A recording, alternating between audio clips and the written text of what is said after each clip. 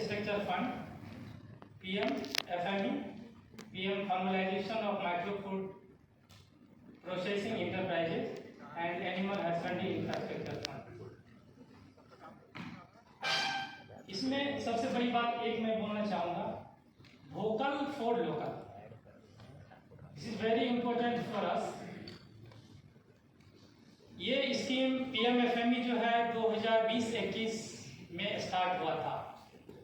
उस समय की सिचुएशन ऐसी थी कि आदमी एक दूसरे को देखना तो दूर, अलग मतलब आगे से ही ये हो जाता था।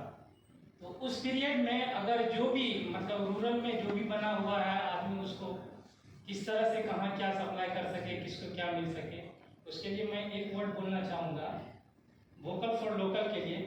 Corona crisis has explained to us the importance of local manufacturing, local marketing and local supply chain. In times of crisis, this local has fulfilled our demand. This local has saved us. Local is not just the need, it is our responsibility. Therefore, from today onwards, every Indian has to become a vocal for their local. Not only to buy local products, but also to promote them proudly. हम लोगों को जो भी देसी वस्तुएं हैं, वो तो जो देसी वस्तुएं निर्मित होती है उसका इस्तेमाल तो करते हैं, लेकिन प्राउडली गर्व से उसका प्रचार प्रसार करें। तो ये मेरा PMFME जो है आत्मनिर्भर भारत बनेगा, आत्मनिर्भर झारखंड बनेगा। तो सभी से मेरा ये अपील है कि स्टेट बैंक ऑफ इंडिया आज बिहार झारखंड दोनों मिला के 1300 यूनिट को फिनांस किया है।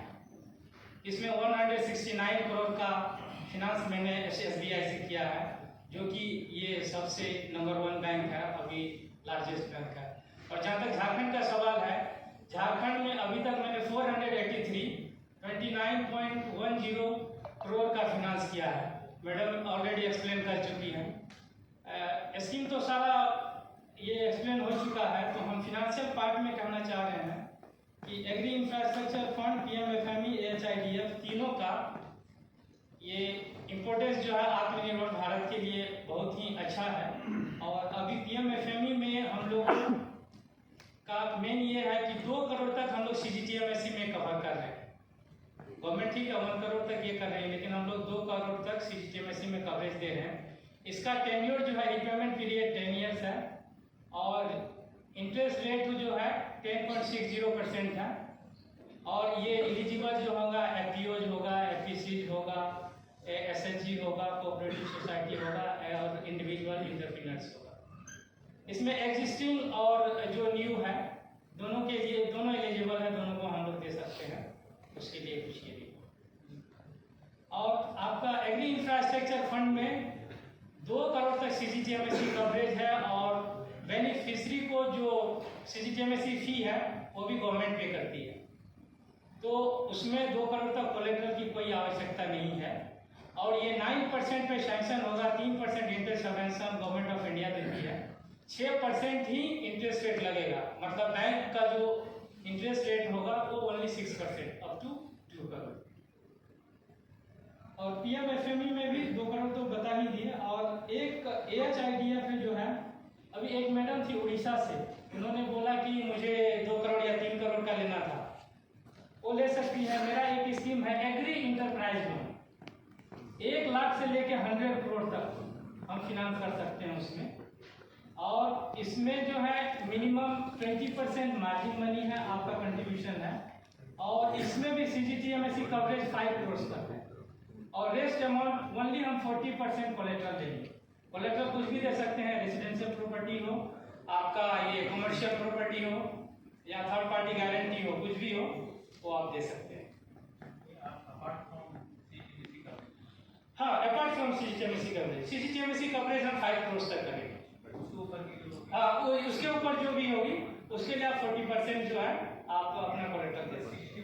CGTMSE में अभी क्या हाइब्रिड मॉडल भी आ गए? हाँ, हाइब्रिड हाइब्रिड मॉडल उसी से था। Model is there. सपोज कि अगर आपकी 1 करोड़ की लोन है, आपके पास जो सिक्योरिटी है वो 50 लाख को ही पूरी सपोर्ट करती है, तो you can opt for 50 lakh CGTMS. पहले ऐसा नहीं था। पहले ऐसा नहीं था, अभी हाइब्रिड मॉडल कर दिया। अगर हम 10 करोड़ फिनांस करते हैं तो 5 करोड़ जो है सीजीटीएमएस से कवरेज करेंगे, और जो 5 करोड़ है उसको हम अदर जो भी आपका कोलेटरल अवेलेबल होगा उससे हम ये कवर कर लेंगे। तो इसमें जो है बहुत सारा इंटरवेनर्स जुड़ सकते हैं। जो मशीन सर इसी पर था, मशीन जो मैंने परचेज किया उसी को अपग्रेड करके रिमेनिंग 50% दे सकते हैं। हाँ, प्लांट एंड मशीनरी में जो भी आप ये लिए हैं वो कोटेशन जो देंगे प्लांट एंड मशीनरी का, उसके अनुसार आपका फिनांस होगा। और ये हाइब्रिड मॉडल में जैसे मुझे 2 करोड़ लेना है, 1 करोड़ में ले लिया और उस मशीन को अपग्रेड करके रिमेनिंग 1 करोड़ को बिना मार्जिन या बिना ऐसा नहीं पॉसिबल।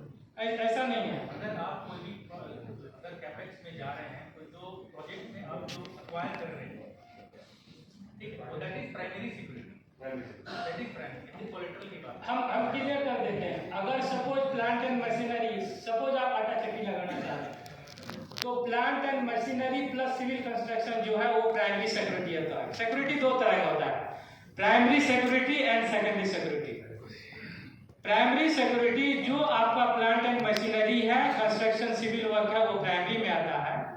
और इसके अलावा जो सेकेंडरी हुआ आपका कोलेटरल जो हम सीजीटीएमएस से कवरेज कर रहे हैं वो सेकेंडरी में आता है, और आपका रेसिडेंशियल और कमर्शियल प्रॉपर्टी है वो सेकेंडरी में आता है। अगर कोलेटरल दो तरह का है। से बिजनेस में हूं तो भी हिसाब से मेरे एग्जिस्टिंग मशीन है, जो मेरे एसेट्स बुक है मेरे बैलेंस शीट में, उसको तो कर सकते हैं, उसको तो हाइपोथेटिकल में रख सकते हैं। हाँ, उसको हाइपोथेटिकल में रख सकते हैं, लेकिन आप अगर उसके फिनांस करवाना चाहेंगे तो हमको वैल्यूएशन कराना पड़ेगा आज के डेट में उसका वैल्यू क्या है। दैट मशीन किसी को मतलब अनइंकम्बर्ड होनी चाहिए, मतलब वो मशीन किसी से फाइनेंस नहीं होनी चाहिए। हां, लोन फ्री हो, लोन नहीं।